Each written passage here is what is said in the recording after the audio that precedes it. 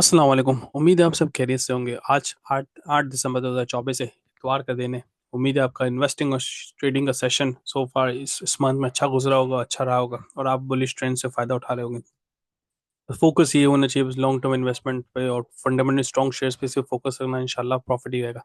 आज की basically presentation हमारी एंग्रो कॉर्पोरेशन के हवाले से, हमने अपने पढ़ लिया होगा अपडेट एंग्रो कॉर्पोरेशन, तो इस पे क्यों है। तो मैं पहले तो आपको बताऊं, आज से मैं अपडेट को जिक्र करूंगा क्यों, क्योंकि एंग्रो कॉर्पोरेशन में मैंने पिछले 3 महीने पहले बड़ी डिटेल वीडियो बनाई थी अगस्त में, और उसके बाद मैंने ग्रोथ स्टॉक के बारे में बताया था जिसमें भी एंग्रो कॉर्पोरेशन कवर किया था तकरीबन 1 2 3 महीने पहले। तो तो मैं कोशिश करूंगा सिर्फ अपडेट पे बात करूं। अच्छा, एंग्रो कॉर्पोरेशन पे थोड़ा सा मैं बैकग्राउंड दूं। एंग्रो कॉर्पोरेशन रिकैप करूं, Engro corporation basically investment company है, इन्वेस्ट करती है मुख्तलिफ सेक्टर्स में, और इन्वेस्ट करने के बाद अपना रिटर्न शेयर होल्डर्स को दी थी। पिछले दिनों जो रैली आई थी, तकरीबन हमने देखा एक 1,05,000 के से क्रॉस कर चुका इंडेक्स। तो तो एंग्रो कॉर्पोरेशन का हम आप देखें इतना ज़्यादा बेनिफिट नहीं हुआ as compare to different sectors. तो उस मार्केट की रैली का इम्पैक्ट एंग्रो कॉर्पोरेशन नहीं था। प्लस काफ़ी एक न्यूज़ आई जिसकी बेसिस पे एंग्रो कॉर्पोरेशन की वैल्यू थोड़ी सी ऊपर गई, और लोगों ने म्यूचुअल फंड्स ने जब बाइंग करना शुरू किया तो एंग्रो कॉर्पोरेशन की वैल्यू ऊपर गई। बट आई स्टिल थिंक कि जो मार्केट ग्रो करी है 68-70 से 1,05,000, तो उसका इम्पैक्ट फुली एग्रो कॉर्पोरेशन नहीं आया जो आई कैन सी के आ सकता है। अच्छा, अपडेट क्या है, सर्कुलर क्या है। बेसिकली एग्रो कॉर्पोरेशन, जैसे मैंने बताया, इन्वेस्टिंग कंपनी है, डिफरेंट जगह इन्वेस्ट करती है, डिफरेंट सेक्टर्स में इन्वेस्ट करती है, उन सेक्टर्स में इन्वेस्ट करती है जो जो जो मुल्क के प्रॉब्लम सॉल्व कर रहे हैं। तो आज की अपडेट सिर्फ और सिर्फ एग्रो इंफ्रास्ट्रक्चर के हवाले से है। एग्रो ये बेसिकली करती है क्या कंपनी, मोबाइल टावर्स और मोबाइल कम्युनिकेशन और इंटरनेट कम्युनिकेशन को इम्प्रूव करने के लिए काम करती है। तो इसके हवाले से अपडेट है। अपडेट यह है कि एक सर्कुलर एंग्रो कॉर्पोरेशन ने 6 दिसंबर को सबमिट किया, मतलब फ्राइडे वाले दिन, जिसमें कहा गया कि ये लोग एक कॉन्ट्रैक्ट कर रहे हैं। एंग्रो कनेक्ट कॉन्ट्रैक्ट कर रहा है। एंग्रो कनेक्ट कौन है, जो इसकी सब्सिडरी है, एंग्रो कनेक्ट सब्सिडरी। अगर मैं आपको, अच्छा, एंग्रो कनेक्ट जैसे कि मैंने बताया कि सब्सिडरी है किसकी, एंग्रो कॉर्पोरेशन की। और एंग्रो कनेक्ट का काम एंग्रो इंफ्रास्ट्रक्चर में इन्वेस्टमेंट है, और वो मोबाइल टावर्स पे काम करती है। तो ये नोटिस जो आया, जो कि ये था कि एंग्रो कनेक्ट एग्रीमेंट कर रही है किसके साथ, दियोदर प्राइवेट लिमिटेड और PMC Pakistan mobile commission limited.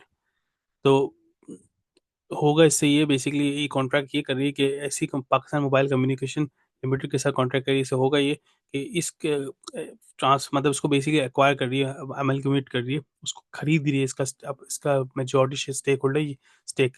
तो इससे होगा ये कि तमाम एसेट जो कि पाकिस्तान मोबाइल कंपनी के एसेट एंड लाइबिलिटीज एग्रो के पास आ जाएगा।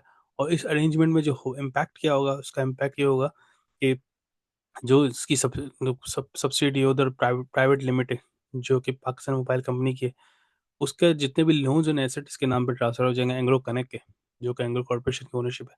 और उसके एवज में 375 मिलियन का जो लोन है वो एंग्रो कॉर्पोरेशन गारंटी करेगी कि वो रीपे कराएगी इस कंपनी की परफॉर्मेंस से। प्लस 187 एडिशनल देगी पीएमसीएल के शेयर होल्डर्स को, या पीएमसीएल को टेक्निकली। तो इम्पैक्ट 375 प्लस 187 सम अप कर लें तो ये इम्पैक्ट फाइनेंशियल इम्पैक्ट आ सकता है। अच्छा, लोग इस चीज़ को, अच्छा ये अरेंजमेंट रेगुलेटरी अप्रूवल के बाद होगी, जैसे कि आपको पता है नॉर्मल है।